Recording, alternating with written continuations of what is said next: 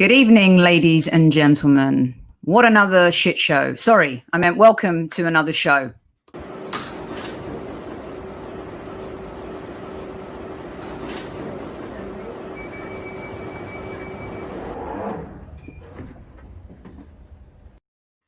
Well, here we are together and alone all at the same time. Welcome to everyone who is in chat and who's decided to join me. I know it's a little bit late for some of our regular markets.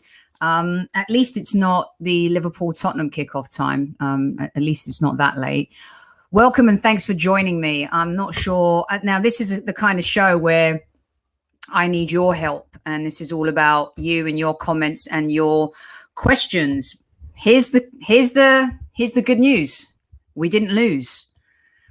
And we could have lost that game quite easily. It was not a very good first half at all. It was a little better than we have played, but in terms of possession and what Southampton were able to do with the ball, we couldn't get the ball. The first half, it felt like we were heading down that road. And how typical. Hands up everyone in chat who knew that Theo Walcott was going to score against us. We mentioned it on the show yesterday with Amanda and Super Kev as well. That we all knew that Theo would score. Here's the good news. And sometimes I don't like doing these shows immediately after a game. And I wasn't going to do one today, to be honest with you. But when we went 1-0 down and Theo scored, my blood started to boil. And I started to get just frustrated and angry. And then I thought, man, how can we not come on air after a game and after a game like that, and especially an important game like that? Because there were so many things that I wanted to talk about in that first half. I think we had 5 shots on target. As I said, very little possession. After Saka hurt his knee, it felt like he really wasn't kind of in the game. There was a little bit more energy in the midfield with Ceballos. As much as he's kind of annoyed me lately, I think that of all the players, he showed a lot of ingenuity and energy, and he brings that energy to the team. And then Theo scores and we go 1-0 down. But here's the good news, guys, and tell me if you agree. And in a minute, we're going to do our player ratings together. Okay, we're going to do those together. It's going to be a nice short one today because we're going to be back tomorrow with a segment with Kevin, the Kevin Says segment. And we've got Josh from A Bergkamp Wonderland joining us as well. So here's the thing. We didn't put our heads down. And so we've kind of reverted in some of our previous games that we've lost and on this run that we saw under Emery, right? And we saw during the latter years of Arsene Wenger as well, where our heads go, our minds go, and we literally lose ourselves. But I actually want to give the team some credit because I thought that we looked like we could equalize towards the end. Pepe had a really good chance with his left foot, hit it straight at the goalkeeper. I think that we showed good movement and a little bit more speed. And I dare I say, you guys, but did we look better? There's no good news, Michael Thomas. By the way, that's not Michael Thomas. It's up for grabs now. I'm pretty sure it's not. But I know there is no good news. We drew at home against Southampton, but here's the thing, Michael, and let's all give ourselves a hug here. I thought we looked better without Bellerin. I thought we looked better without Xhaka. We had more mobility in the midfield. We were able to do more things. The second half, now I'm talking. The second half, we started off great, very positive. We went and took the game to them. There's no doubt, you guys, that we're still not great, and there's no doubt that still not being able to win a game at home in 5 is appalling, right? It's not good. But at least we showed a little bit of grit and fight. And like BX Gunner says, it was a point. And it was a very, very important point. And the way we hung on at the end, and then we could have stolen it at the end with Rob Holding and that header. I was chatting with Amanda in our WhatsApp group, and she thought I was being a little harsh because I thought Rob Holding should have finished that. The keeper looked flat-footed, hit the crossbar. It seemed like he had a lot of space to direct that header. It was a great header. And I'm gonna be honest, I thought Rob Holding had a decent game. I think there were moments where he kind of saved us in that second half. Pramod, welcome back to the show. Yes, we drew to Southampton. Southampton, wonderful result. Trust the process. Good evening, Colorado. Guna. And yes, I think we play better with 10 men sometimes, although it really was squeaky bum time, in that second half. I mean, we literally clung on. Musa, good evening to you too. Duncan, onwards and upwards, Sophie. No time for jumping on the critical bandwagon. Plenty of effort in the second. If we put as much effort into future games, then things will improve. Little steps. And it's true, you have to take this as a step forward, a positive step forward. Now, look, we are far from the Arsenal Football Club we know, but we also know we're not the same Arsenal Football Club. In fact, I think we should maybe check. Once we left Highbury, that team died, right? We all know that. That brand, club, call it what you want, it died. We should actually call ourselves Arsenal Emirates, not Arsenal FC, because they're two completely different teams. They're two completely different owned teams in the sense of how the club is run, what we've done in the transfer market. I mean, we all know this, right? But today there was a response, and I think that's the ticket to take from this, is that there was a response. We held on, we didn't lose, and gosh, it's still bad, but I'm taking a little bit of solace in this. And Tawana, I've kept your comment up because I'd like everyone in chat to get stuck in too on this. Are fans going to come for Gabriel for that red? Listen, I tweeted and I said, there is a lack of discipline in this team. I've told this to Casey and I've said it over and over again on our conversations in the Kevin Says segment too, that there is a lack of discipline. Now, that has to come from management too, because I question if they're listening to him about the importance of having discipline in games. We have 7 red cards in the last 11 months since Mikel Arteta has taken over, right? I think we have something like 22 yellow cards. I mean, this is only Leicester City. They have 27. They have more than us. This is not good. And at some point, yes, you could call Gabriel dumb. You could call Xhaka dumb. You could call Pepe dumb. You can even call El Neni dumb because he was lucky to escape a red card at the weekend.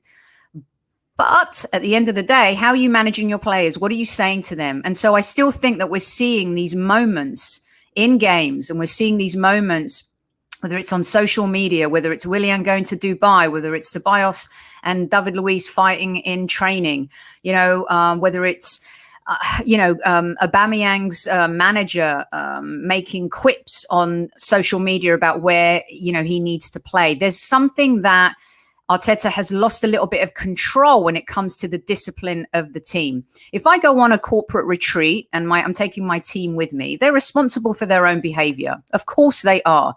But at the end of the day, I'm also culpable for their behavior. I'm the head of the department, right? I'm in charge of them, if you like. So if someone fucks up, it's going to kind of fall on me at some point too. How am I managing them? What have I said to them before we go?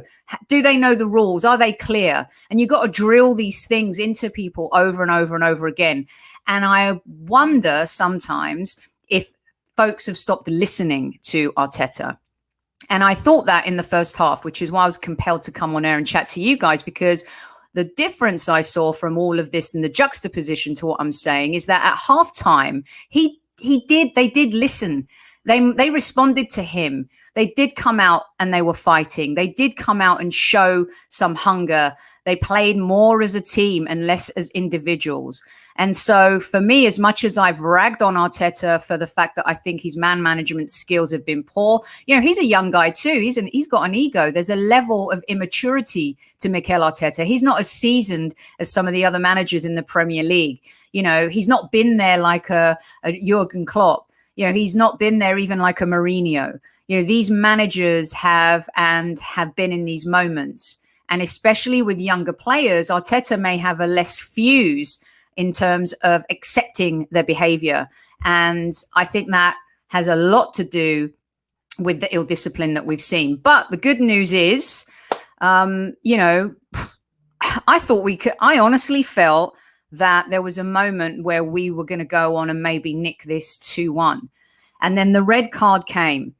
And I mean, the problem is this was actually Gabriel's worst match so far he's had for since he's joined Arsenal. His positioning was off tonight. His energy was off. I mean, he's new to the league. He's been really sensational. We're not going to complain about Gabriel, but that moment was just stupid. Why are you doing that there? Where's Theo Walcott going at that point? I believe he had a defender on the right and the left as well, and he just panicked. And I think that's what we have to do and work on much harder, you guys. And let me know if you agree with me. They panic, and there's no need to panic. And this is why I say, does Arteta have that calming control over them where they're able to go out on the pitch, where in tough moments, they can just take a deep breath, seize the moment and understand the enormity of, what game they're in, the score, what they need to do as a group and as individuals. And right there, Gabriel lost his mind. And so I'm really curious. And if any of you see Arteta's presser come up, let me know what he's saying, because I'm expecting him to throw, Gabriel under the bus the same way he did Pepe. And really, let's be honest, he let Xhaka get away with it a little bit, didn't he? But how better was that midfield without Xhaka? Right. Let's get into some stuff. Thanks very much, PG. So far, so good. Everyone's being very, very nice. Mike agreed. Gabriel struggled tonight. He did. Duncan wants to give kudos to David Luiz. He's a car crash waiting to happen, but there's no doubt he's also a very impressive leader. I agree. I absolutely agree. I think that he came out. Now, as soon as he came on, though, gave the ball away right away. And correct me if I'm wrong, but it led to a free kick. And my heart sank because I'm like, oh, no, here we go. This is all we need. We need, David Luiz coming on to have an absolute shit show when we're already in the middle of a shit show. We don't need more shit. You know what I'm saying? But he did. I think he brought an assurance. I think Holding, much like when he played with Mertesacker, Holding, especially in that 2017 FA Cup, I think he adds another level of maturity when he's playing with a maturer player. And I think, tonight Holding bailed Gabriel out a few times. But I think when David Luiz came on, there was definitely more protection for him. So let's see. Dimitri, Sophie, as you know, I've been Arteta out. But if he stops playing Bellerin, Xhaka and Willian, then I feel we should give him time. I agree with this. This is what I've been screaming about for weeks. Amanda is finally on the train of, questioning Arteta in terms of his team selection. But look at the difference tonight. There's nobody in chat right now can tell me that we weren't a little bit better tonight without Bellerin and Xhaka. I defy you, because I would be blown away and we would be looking at a completely different game if that's the case. And yes, people see things, you can see things with different sets of eyes, but there's no doubt in my mind, Maitland-Niles brings an assurance, defensively, has more protection. We've said it before that Pepe and Maitland-Niles together on that side, play better together. And I said on the show yesterday that it's a blessing in disguise that Arteta is being forced into making these changes because of these suspensions. Now, did we want Gabriel to be suspended? No, he's going to miss 3 games now, and it's over the Christmas period, and we've got Everton coming up, and we've got a lot of important games that we absolutely need to win. So I think Arteta's biggest job on the training pitch tomorrow is going to be discipline. I mean, we cannot afford to do this again and lose more players. I don't mind losing a Xhaka or a Bella into suspension, and I'm sure you guys don't either. But losing Gabriel, there's no Thomas Partey, our 2 new signings now. But again, he's forced into having to make a change. If David Luiz will come in, that's an easy fix right there. I agree. I mean, we've talked about Balogun, but Aubameyang got his goal today. Right. What do we think about this, you guys? Finally, Aubameyang gets his goal. And yeah, I agree. It's only 1 game. But Matty A, here's the scoop. When we've been so bad and so woeful, to come out of this game, okay, and to get a point and not lose 5 in a row at home. First time in our history something like that would happen to this club. And as we go on, our stats get worse. We start creating our worst stats. And we've done so under Mikel Arteta. There's no doubt about that. But to stop the rut and to get a goal from open play and the manner in which we got that goal from open play, those are the small steps. You've got to look at a team that is completely broken and on its knees. Those are the positives you have to take. I'm not going to sit here and slam all the players tonight. I'm not going to sit here and ask for Arteta to be sacked. That's not, who we are on this show. And even though I disagree with Arteta and I do not like his team selections, tonight I hope he's eating some humble pie. In fact, I should have baked him one myself. A nice, big, fat, humble pie with some, whipped cream on top or some ice cream on the side. And piece by piece, as he eats that pie, he realizes that in order to get a tune out of this team, out of these players, he can't keep picking his favorites. He can't keep doing the same thing over and over again and expecting different results. He also cannot continue to be as negative as he has been. And today he was forced to make changes, and those changes worked. And you can see too that I have not been a fan of Ceballos lately, even though he was one of our better players towards the end of Project Restart.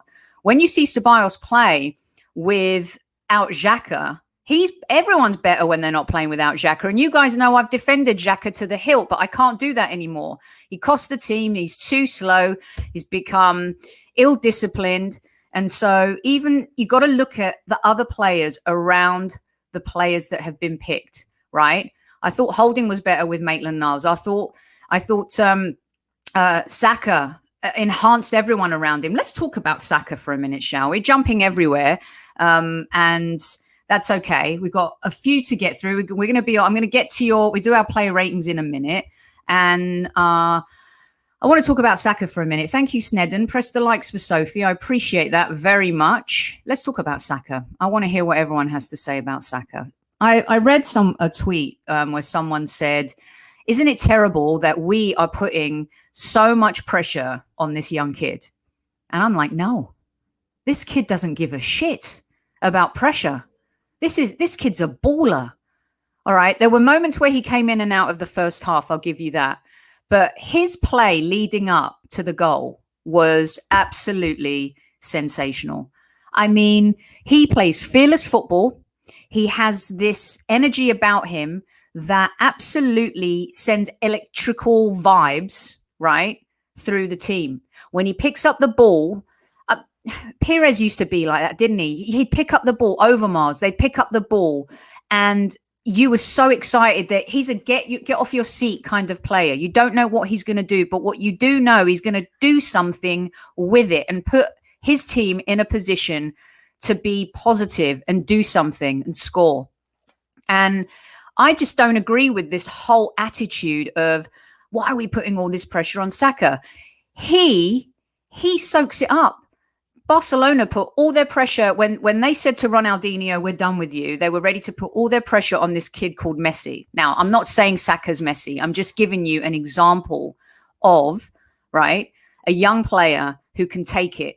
Wayne Rooney was the same. 16 years old. You guys remember that goal that he scored against us for Everton. Some players, they just don't care about stress and pressure. And Saka is one of those players. And I agree. I mean, look, I'm not saying he's going to go off and be an Mbappe, but he is so talented. And I don't think we should continue this rhetoric of putting pressure on Saka. The real captain, a local kid from your area, you're very lucky. Saka wants to succeed. He wants to make it. And he's true. He's willing to take on things on his weak foot too. He's completely fearless. And yes, Daniel, I'm good. How are you? I hope everyone out there in chat is really good and having a great night. Thank you so much for joining me. Quite a few of you in the chat room. If you feel inclined and you're enjoying the show, hit the like button. If not, that's okay. This is a football democracy. You are entitled to your opinion, and I would love to hear your opinions. And as you know, this is the show that wants to make sure that you have your voice heard. Philip, Saka is a worldie. I agree. Balogun could be the same. Ray, man of the match, completely. Let's see what Barry says. Would like to see midfield 3 of El Neni with Maitland-Niles. I think Emile Smith-Rowe's got a ways to go to break into this first team, but he is getting close. Steve gives Saka a 9 out of 10. We're going to do our ratings right here at the end. DWTT, man of the match, Saka. I mean, I actually think this kid could be captain, to be honest with you, that he's got that much confidence about him that you don't have to worry about him taking on the burden. He's the future. He is the future. And it was his energy that got Aubameyang that goal. And wow, he hasn't scored in so long. Well, since the own goal, of course, at the weekend. But it was good for Aubameyang to score. Hopefully that will be the kickstart that he needed to get himself rolling. And again, you know, no Lacazette, no Xhaka, no Bellerin. We've seen a new energy in the team. We've seen players kind of, I think, react to something. I'm not sure what it is, you guys, and I'm not getting carried away. We're not the finished article. We've got a long way to go. We're still in trouble. And it was another stupid red card that cost us potentially 3 points. But I actually think in this game against a much better Southampton team than Burnley, that I felt we could have won this more than the Burnley game. There was something about that second half where Southampton were tiring. We kept pressing and pushing, but then the red card happened, and that was that. Yes, I completely agree, and I wanted to bring this up, and I was going to bring Eddie up when we were doing the ratings. Holyfield, I agree. I don't think he's ready. I just don't see it with him. I think he has moments. Right now, I think he's a EFL Cup and an FA Cup player, Europa League. But in terms of starting in the Premier League, I think there's still something about him where I'm not saying he's not smart enough or he's not as smart as Saka as a footballer, but he's definitely lacking something. And I think that will come. He's a younger player that you feel is a little bit more inexperienced.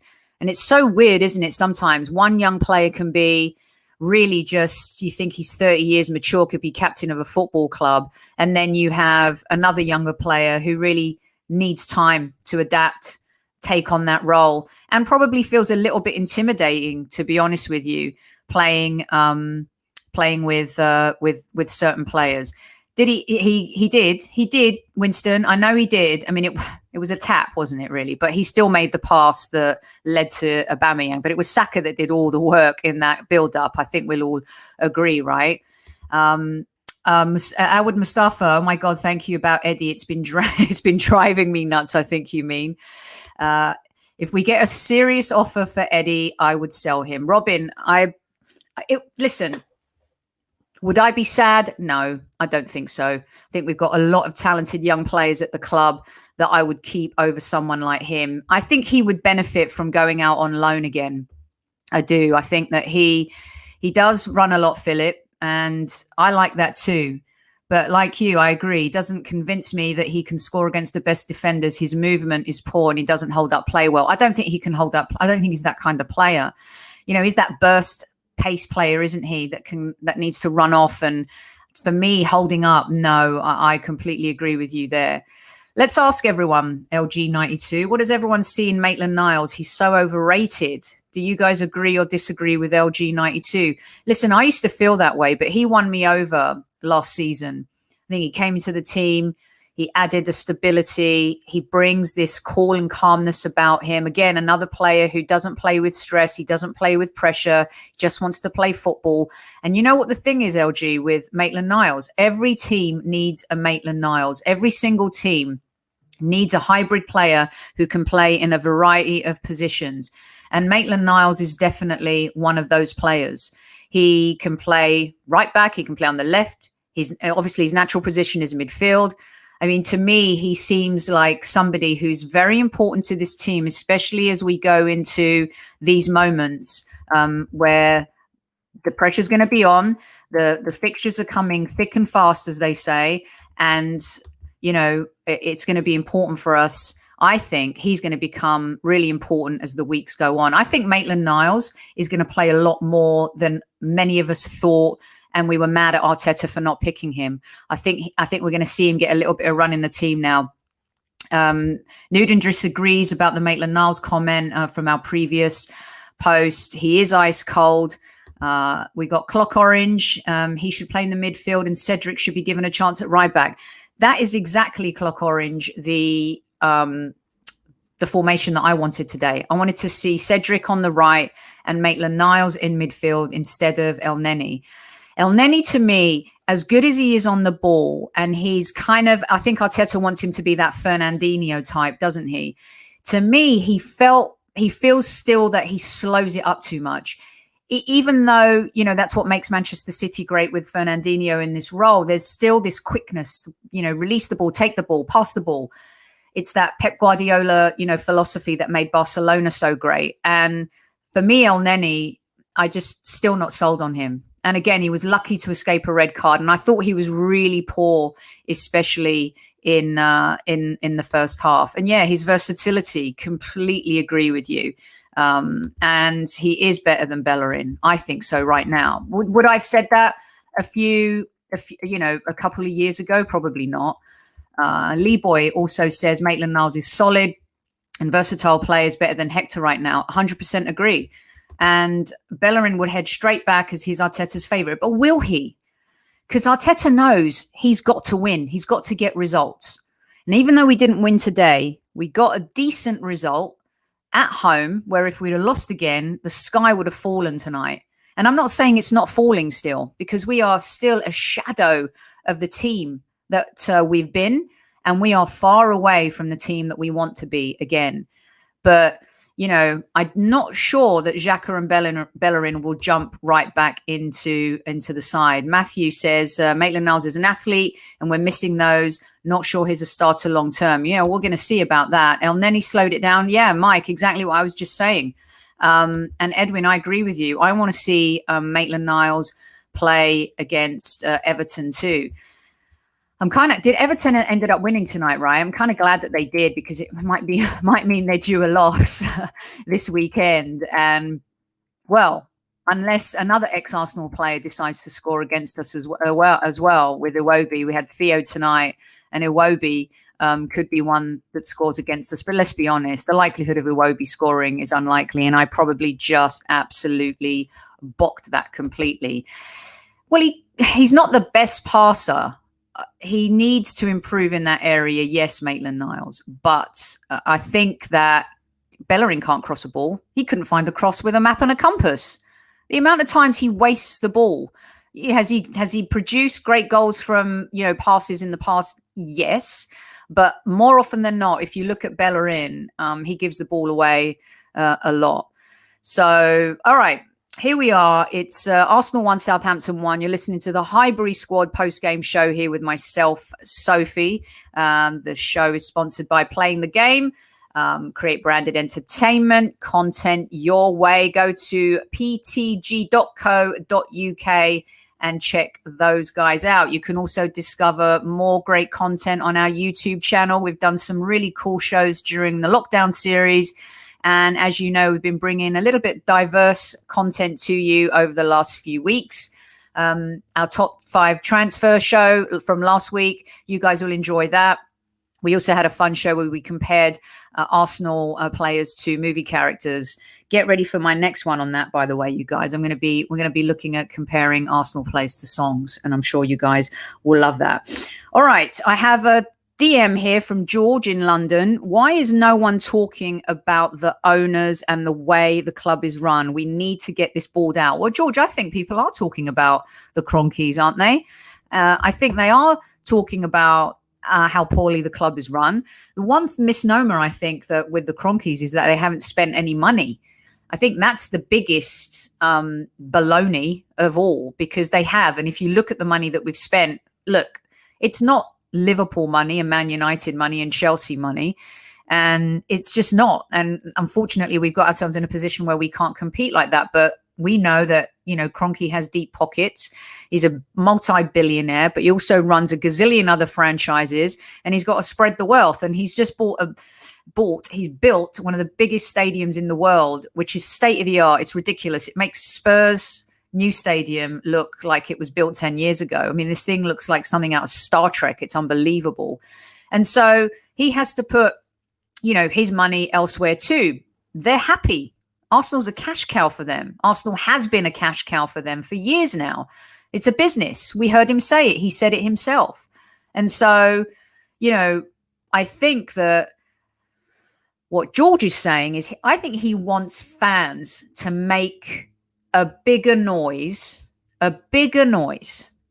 than we have done. A little bit like Liverpool fans did when they took their owners to task before John Henry came in. And, Manchester United fans have done the same with their ownership, making a bigger noise. When we pay the highest prices for tickets, okay, fans can't go to the... Look how much they're reeling right now financially. We pay the highest tickets to go to matches, and yet we're performing the way we are. We're a great club at marketing. We all love the Adidas video. Very cool. But when it comes to running sponsorships and third-party collaborations, the commercial side of things, I don't think we're as great as some of the other teams at doing that. And that's the kind of money that also can come back into the club too. And unfortunately, we don't have the rich owner like Roman Abramovich who's going to spend his own money investing in players. And look, I mean, we spent 72 million on Pepe. You can't say they don't spend money. We just spent the money on the wrong bloody player, to be quite honest with you. I mean, can we talk about Pepe for a minute, you guys?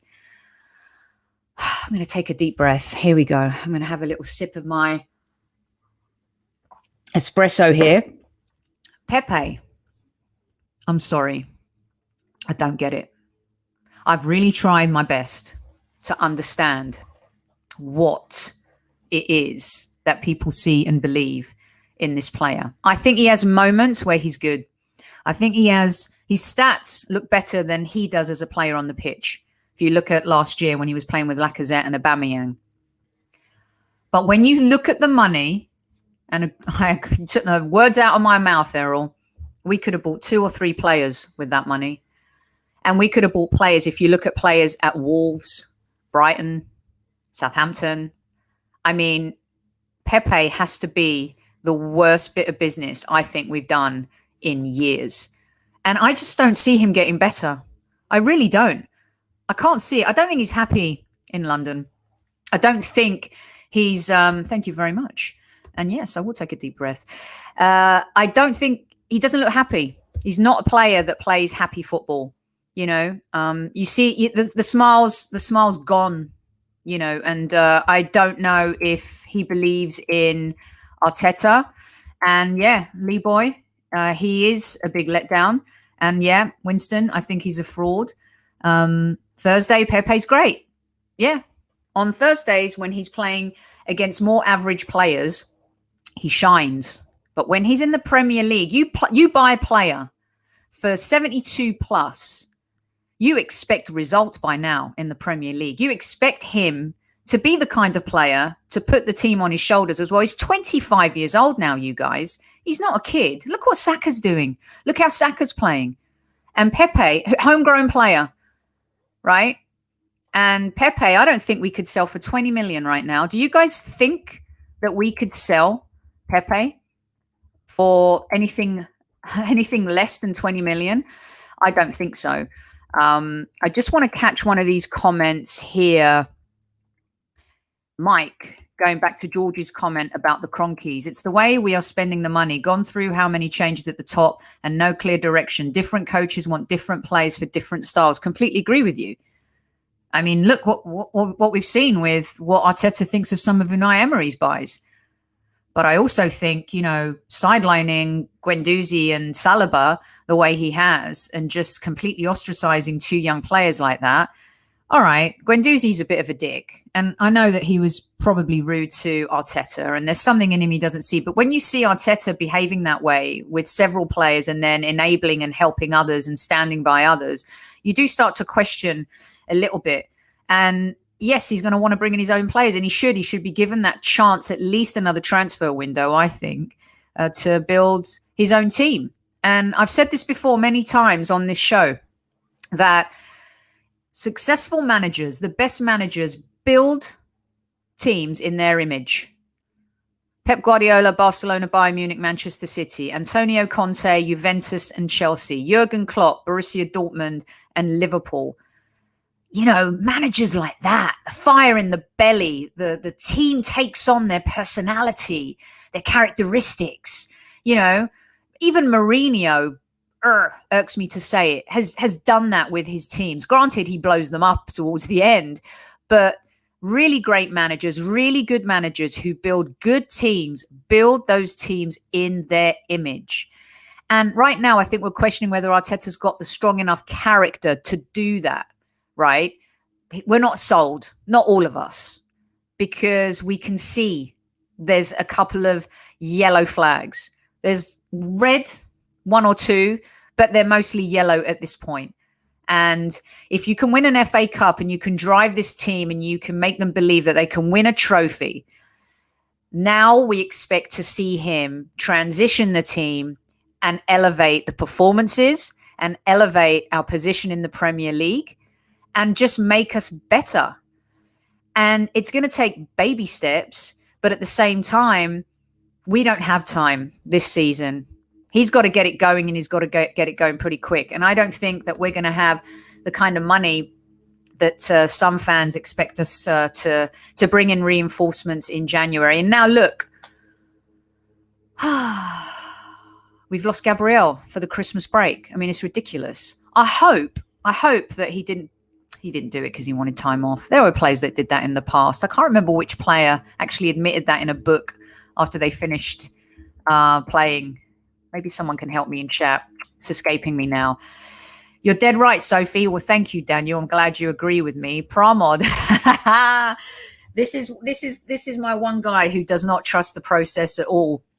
What is the image? It's a good question. Arteta's image is, I think he wants to play a 4-3-3 long term. I think his image is going to be a little bit, I don't think it's a Pep image. Right now, it's a very bad version of George Graham in a lot of regards, in that it's the opposite. But I can only compare it to when everyone thought we played boring football. And really, we played really good football and controlled games. And the way he wants to control games, he's very pragmatic and he plays very negative football. But I think he's also doing that right now because of the talent pool that we have. Doesn't trust these players to execute. And at the same time, I think some of them don't trust him either. And therein lies where the rubber meets the road, you know, and that's just the way it is. A new manager comes in, some players gravitate to him, some don't. And that's just the reality of our world. Are you trying to say that's a Spanish-French thing? I'm not sure about that. Arteta's more like a bank manager. You know what, Newman? His press conferences are really starting to annoy me. He sounds like, you know, I mean, he's just robotic. Sometimes I feel like he's a character from a sci-fi movie. You know, he's come down to earth and he tries to freaking hypnotize you and mesmerize you. It's like those deep eyes. But he's just so monotonous now. And maybe because we're not winning and he's kind of bugged me because he's stuck with Willian and Xhaka and Bellerin and some of these other players. And so I'm seeing him in a little bit of a different way. But some people think he's charismatic. I don't. Spurs equalize. What's the score, you guys? Let's do our player ratings real quick, and then we can go back to watching some football. Yeah, he is. I think he's arrogant. You know what he is, Clock Orange? He's a teddy bear with a shotgun. He's got this very sneaky salesman-esque vibe about him. And, you know, I think he can give you that impression that he's your best friend and, you know, that he lures you in, again, maybe with those eyes.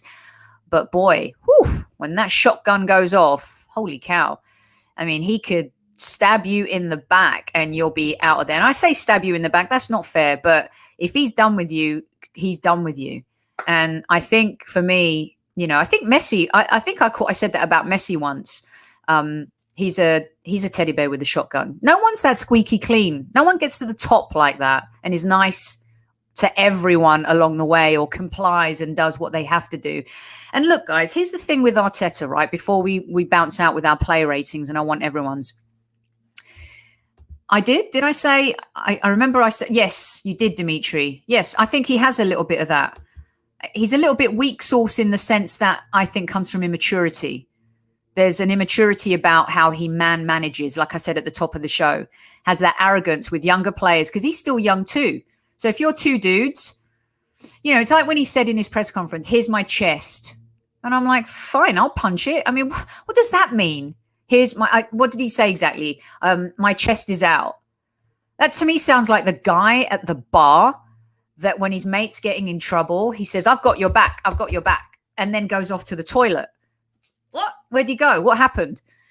There's something about him that I can't trust just yet. And, in time, maybe that will change when we get better results.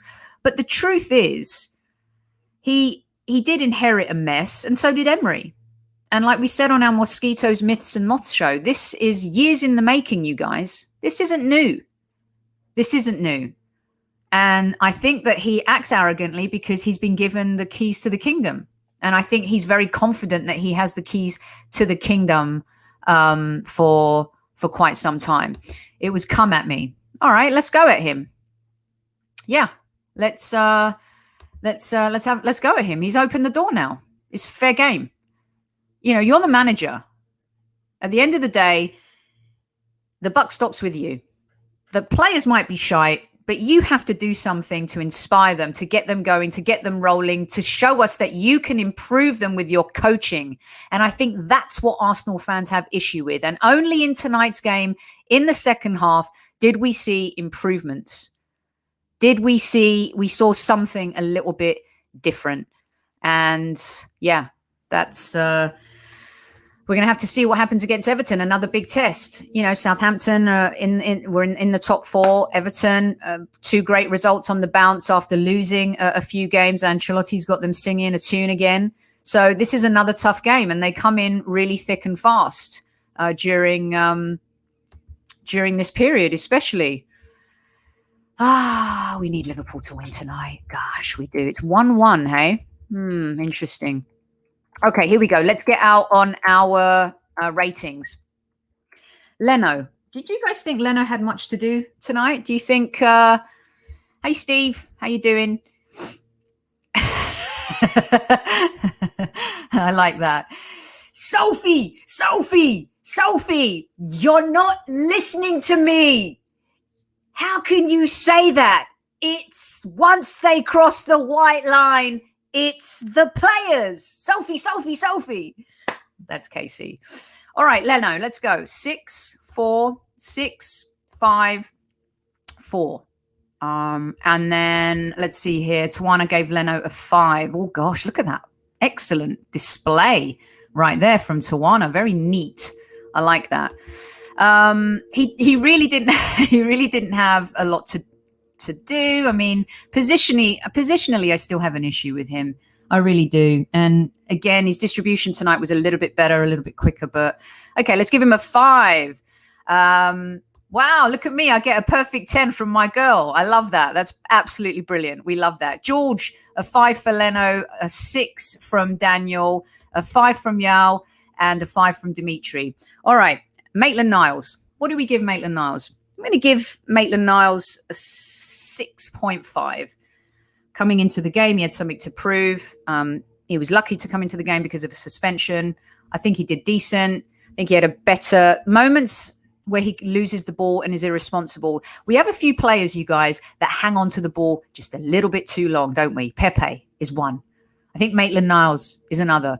As good as Ceballos is on the ball and he retains the ball well in high-pressure situations when we need it, and just when you think he's going to lose the ball, he actually makes a really good pass. There's some moments where Ceballos, and was it Ceballos and El Neni that clashed in the centre before the break happened where they put Walcott through for the first goal? I think it was him. You guys can correct me if I'm wrong.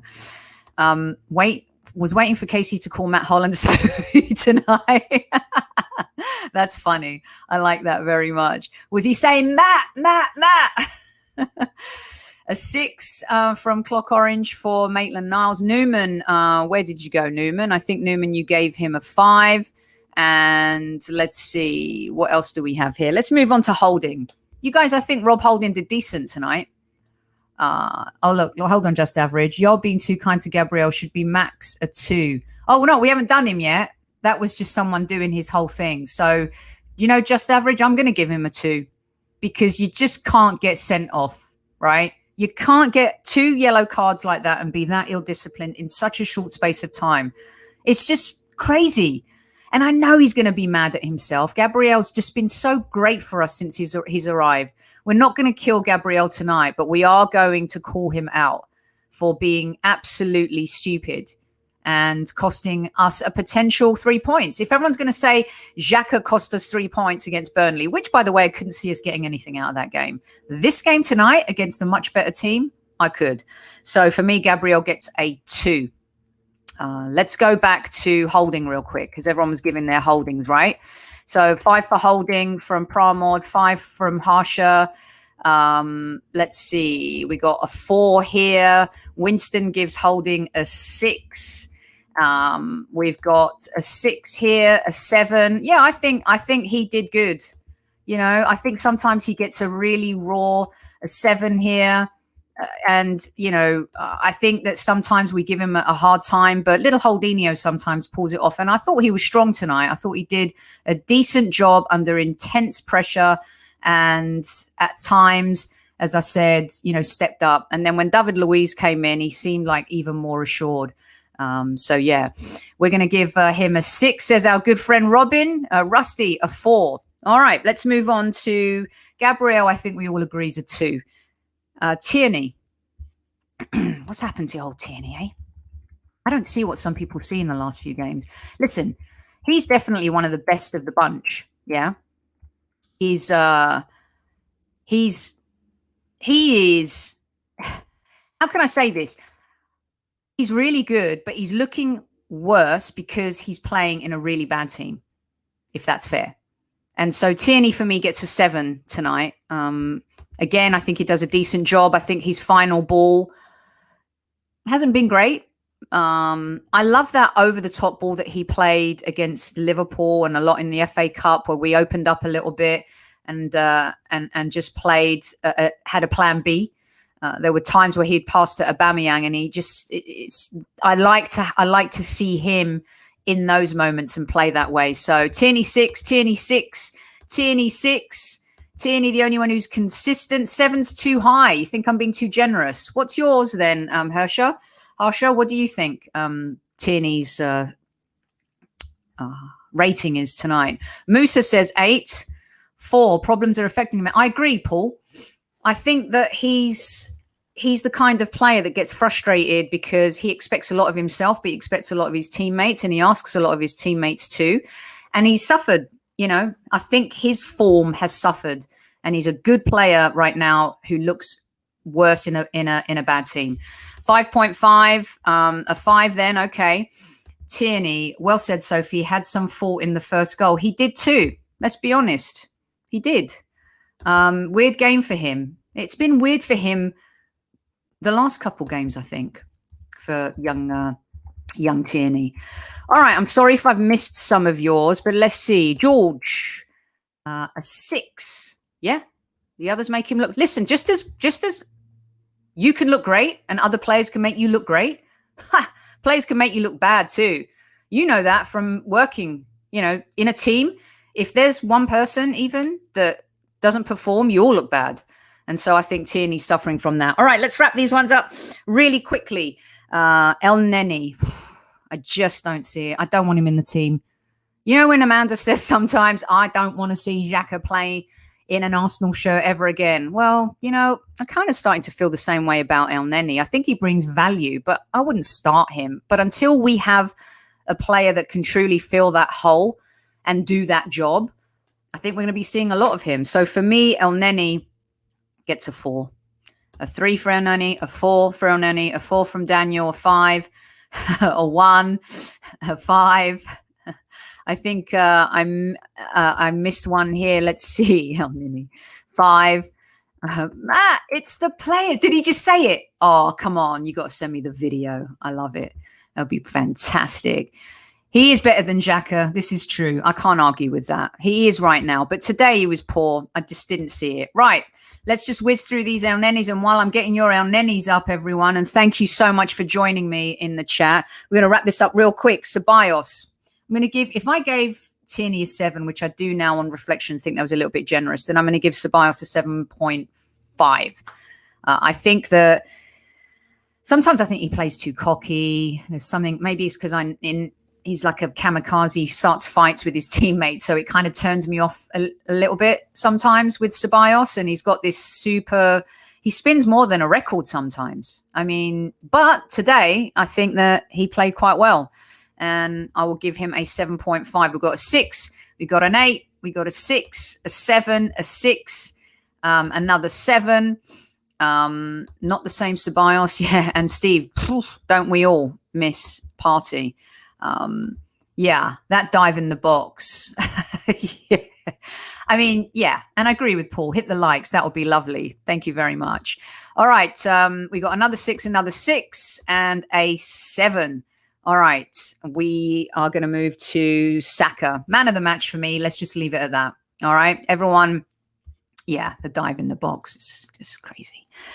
We'll go to, how do you guys think Aubameyang did today? What's your rating? Because I think we all agree, and we've come to the conclusion that Saka was man of the match. What do you think of Oba today? A little bit more energy, played with a little bit more intent, got stuck in a little bit more, was much more effective playing off Saka. I don't think he likes playing with Willian. I think he's got more energy and he's more into the game and he feels more connected than when Willian doesn't play. And I think he likes playing with Pepe, even though Pepe wasn't great today. Loves playing with Saka. And I think they bounced off really well together. Oba did look hungry. 5 + 1 for the goal. 6, an 8, a 7.5. Rusty is giving, I lost that one, Rusty, but you gave Saka an 8. I think we're getting a 7 here for Oba from Lee Boy, 7.5. Hold on. Are you giving him a 0? Nah. Maybe that was for, is that for Gabriel? Maybe. Saka 8, man of the match. Oba 6. Yeah, I think we're all in agreement. I think he did much better today. Eddie, for me, gets a 2. I'm just going to leave it at that. I wouldn't even bother if I were you guys. And Pepe, for me, gets, I don't know. What do you guys think Pepe deserves? 5? Is that too generous? I mean, at least he had a shot on goal. I mean, he hit it right at the keeper, but at least he had a shot on goal. I just didn't see anything else that he did that was as effective. I wanted him to be more effective. Do I think he played better than Willian? 100%. You know, for that, he gets a 5.5. I just upped it by half a point. Why not? Willian wasn't playing. That's all that matters. Boom. Okay, we got a 4, a 5, a 6, and a 5. And let's see, Sophie, Arteta has been benched. Oh, so Arteta's been benched by Arteta. He was playing well towards. Arteta benched himself? I'm confused. I think you mean Pepe, right? And yeah, I agree. You know, but at some point you've got to overcome it. Come on, get over yourself. Just get stuck in. You're the most expensive signing in Arsenal Football Club's history. Come on, don't give me he's young. He's 25 years old. Get on with it. And yes, 6 times better. So that means 6 5s. Maybe we give him a 35. God, I hope my math was right there. Otherwise, I'll be hugely embarrassed. Okay. And what about Arteta? I'm not going to do the subs. Let's just all give them 5, the subs. I mean, come on. The game changed when the sending off went off. And what about Arteta? Let's give Arteta a quick rating before we say goodnight. Because he was forced into the changes, I can't give him too much of an upgrade. But what I will do, and this is something that I think is very important. Do you remember under Emery, we were known as second half Arsenal? Say what you want. There was something about halftime, whatever it was he did, even though he could not communicate, apparently.